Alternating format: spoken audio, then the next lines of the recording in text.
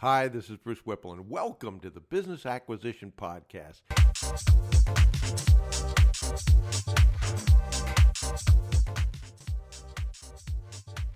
This is where we talk about how to acquire an already profitable business rather than build one from scratch. In the past 25 years, I've acquired several businesses, and I've also built several businesses from scratch. And I can tell you that it's a lot easier to do the former rather than the latter. You may know me from my association with Dan Pena, who I've worked with and been partners with for more than 25 years. Dan is gracious enough to mention me quite often in his videos, and it's been a real pleasure working with Dan, and one of the few people that I call a true friend. And actually, we've worked on many acquisitions together as well.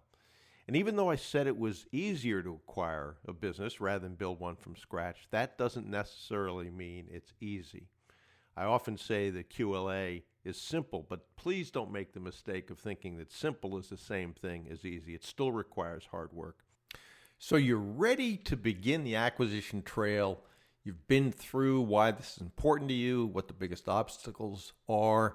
You've looked at how to identify an avatar, which is really important. And let's go through those questions just quickly once again.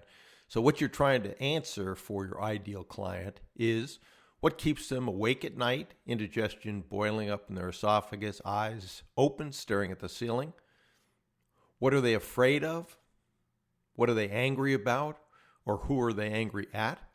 What are their 3 top daily frustrations?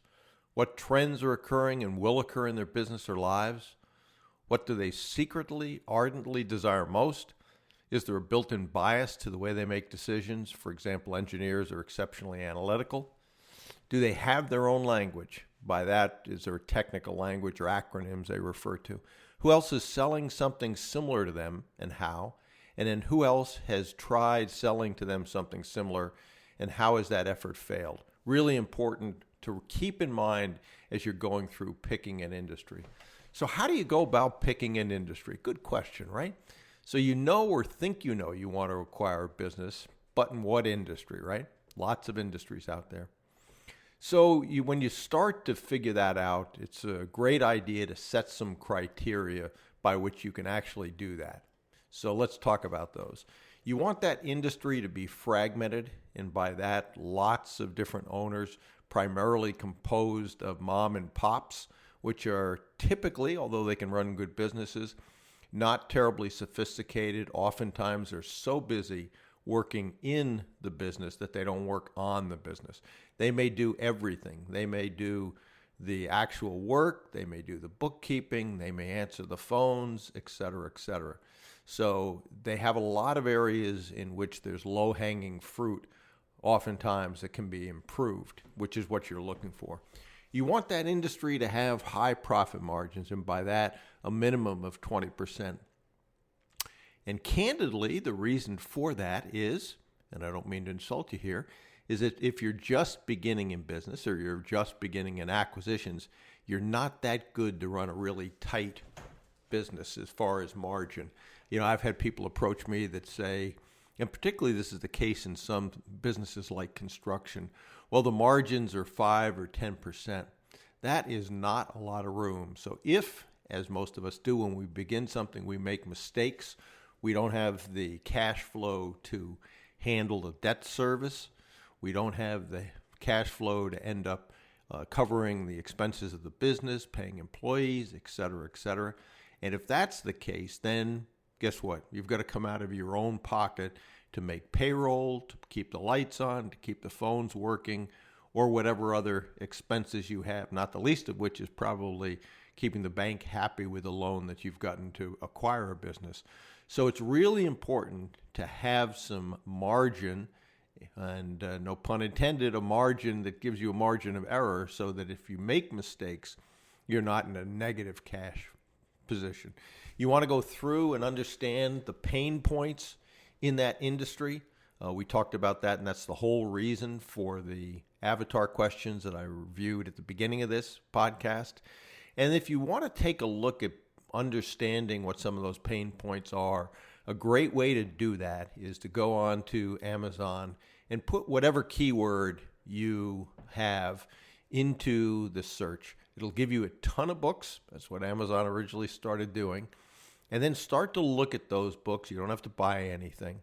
And take a look at what those 1-star reviews are, not the 5-star reviews. You want the 1-star review. And let's say, just to pick something, that you were looking at the nursing home, elder care, assisted living space. And you take a look at the books which have information on that subject or those subjects. Take a look at the 1-star reviews, and you might see something like, this book was terrible. I was searching for a nursing home for my mother, and the biggest problem we found was whatever it is. And then this book didn't even talk about that. And maybe that's something like cleanliness of the facility, activity for the residents in the facility, medical care and the quality of medical care. That'll be specific to the industry. But those 1-star reviews, if you write those issues down, gives you a really good insight into your industry and what people find as a frustration. Then, if you can be the first one, which is sometimes tough to solve that problem, or a little more easy, be better than those other businesses, you really have something to offer. And why is that important? It's important to have a competitive advantage, but it's as equally important is you're going to, and we'll talk about this in the future, surround yourself with a dream team. You may not have business experience. You may not have acquisition experience. You may not even have experience in the industry that you're looking to consolidate. But that doesn't mean that you can't surround yourself with people who do and give you that credibility. And it's one thing to say you want to acquire, for instance, nursing homes. Probably a lot of people do that, right? And it's one thing to say that you want to acquire nursing homes.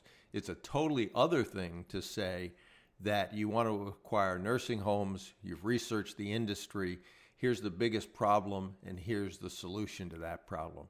That then, when you go to recruit people for a dream team, they say, oh, I see what you're doing. You're doing something different here. So there's some interest that might not be there if the approach was just, we want to acquire nursing homes.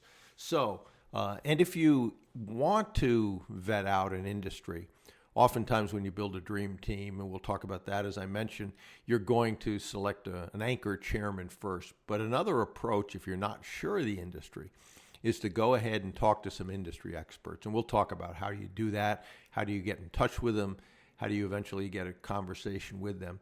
And with them, you want to explain that you are looking at this industry, you understand they have background or experience in this industry. If we choose this industry, we are going to add an industry expert to our board of directors. You might be interested in that. You might not be interested in that. But we can certainly find out from this discussion. So I want you to know that I'm not just here to pick your brain. This may be an opportunity that fits with what you want to do. And if we're a fit, I want you to know that the board members will never be asked to contribute capital. And in fact, founding board members will be given an opportunity to have equity. They don't have to buy it. It will be given to them. Now the person has some reason for wanting to talk to you rather than just have their brain picked. And when you talk to those industry experts, you're going to be basically vetting out this process. Remember those avatar questions. Ask them about those avatar questions. And that will begin to say, okay, is this really an industry that has merit? Is there something we can do first or different? And if that's the case, does it fit with the rest of the criteria? Profit margin, et cetera, et cetera. So what are some of the questions you might want to know? Might want to know who else is doing a consolidation. For instance, if you were in the stationery business, paper products, et cetera, or if you were in the hardware business, people like Home Depot, Office Max, Staples, et cetera, have pretty well consolidated and owned that business. So there's not a ton of room there. So you want to know who the big players are, how much of the industry has been consolidated. Ideally, you want that to be reasonably small so that there's room for you to acquire these businesses. Who else is buying the businesses, and at what multiple of cash flow or EBITDA are they buying them? If they're a public company and they've got a PE that is off the charts, They may be paying a price for these, knowing that when they roll it into their business, that they have a PE which allows them to do that, make that process work, and then just go buy another one, another one, another one. But if you are starting out, that purchase price or multiple of EBITDA may not give you the ability to handle your debt service, and you certainly want to be able to handle your debt service. Again, you don't want to come out of your pocket. So, and it's important when you look at those businesses and do an analysis, is to take a look at them the way they sit now. Can that business and does that business have a free cash flow that can be able to service your debt payments from that cash flow? Not after, well, if I increase the revenue by 20% and I decrease the expenses, that it works. No. Does that work from day one? Big mistake. People look optimistically on their acquisitions and they think, well, if I do this and I do that, it'll work. Don't do that. The only thing worse than doing a no acquisition is to do a bad acquisition, because you will end up having to come out of your pocket. So that is some of how you think about picking an industry and what industry might be right for you.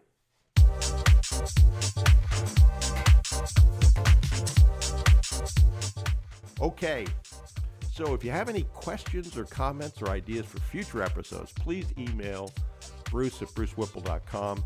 And if you're not already on our mailing list, head over to brucewhipple.com and sign up and grab any of the free reports. That'll put you on the mailing list. There is a lot of free information you can use to acquire already profitable businesses.